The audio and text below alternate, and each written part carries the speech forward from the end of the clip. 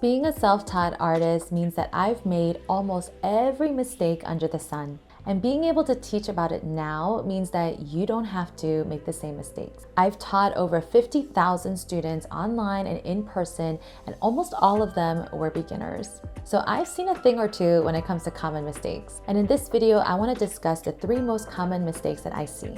Hi there, I'm Audrey, your watercolor bestie, and welcome to my studio.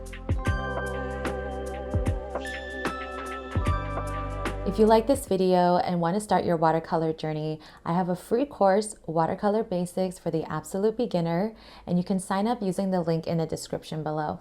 Now, if you make these mistakes, it's not the end of the world.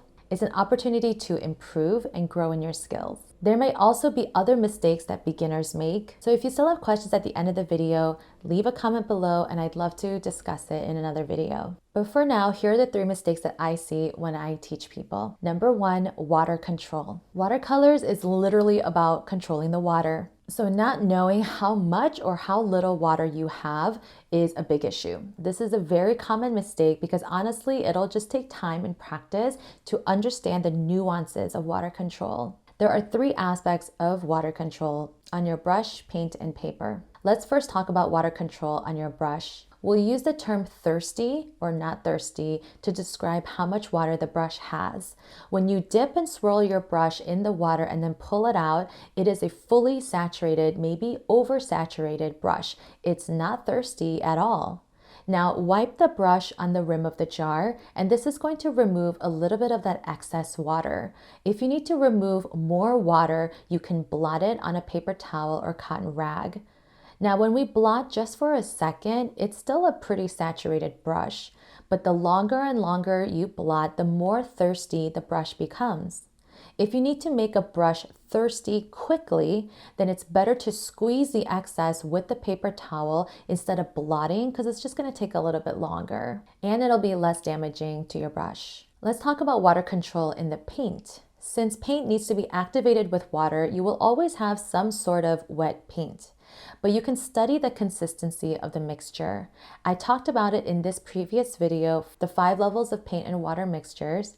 So you can watch that video to get more information. But basically, I use the following terms to describe the mixture consistency: icing, yogurt, cream, skim milk, and watery.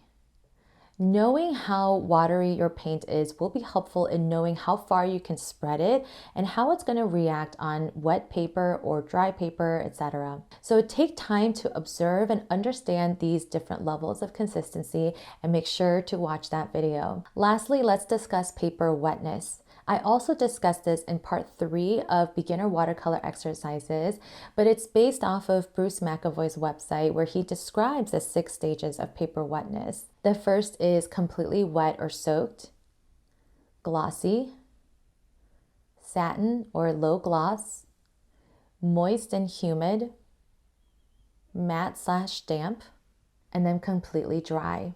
Wetting your paper is definitely a unique skill and it's going to take time to get it right.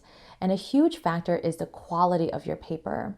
Cheaper paper will absorb water more quickly, and then cotton paper tends to absorb slower, so you can work with wet paper longer. So make sure to test things out first. I know this was a lot of information, and as a beginner, you shouldn't expect to know everything all at once. But testing things out and observing for yourself is the best way to learn. So grab a pen, grab your paint, your paper and brushes, and get practicing.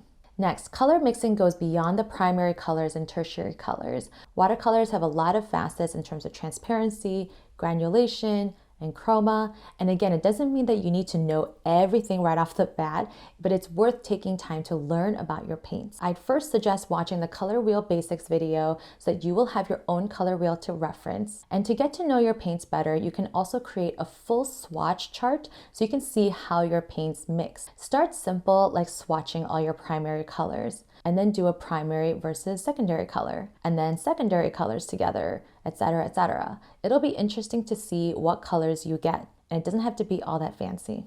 Finally, this is less of a mistake and more of having the right mindset, and that's having a patience mindset. I know I struggled with this as a beginner because I wanted to progress in my skills as quickly as possible. And that's natural, it's exciting, and you want to see results. But watercolors is actually a very difficult medium, especially if you're a perfectionist. Me. Well, I'm a recovering perfectionist, but still. But back to being patient, I think you have to be patient through the ugly process. In the beginning, it's easy to be disappointed with work that doesn't look right or doesn't look pretty. The mindset that I want you to have, in addition to the patience mindset, is that you're learning and building muscle memory. When you have this mindset, you'll be okay with the ugly stuff. You won't be disappointed, and you can pick up your brush and paint again despite the previous mistakes. So what do you think? Did you ever or do you currently struggle with these mistakes? If you want to learn watercolor basics with me, you can join my free course, Watercolor Basics for the Absolute Beginner, available in the Watercolor Garden. Please subscribe to this channel and like this video if you found it helpful. Thanks for watching. I'll see you next time. Happy painting. Bye.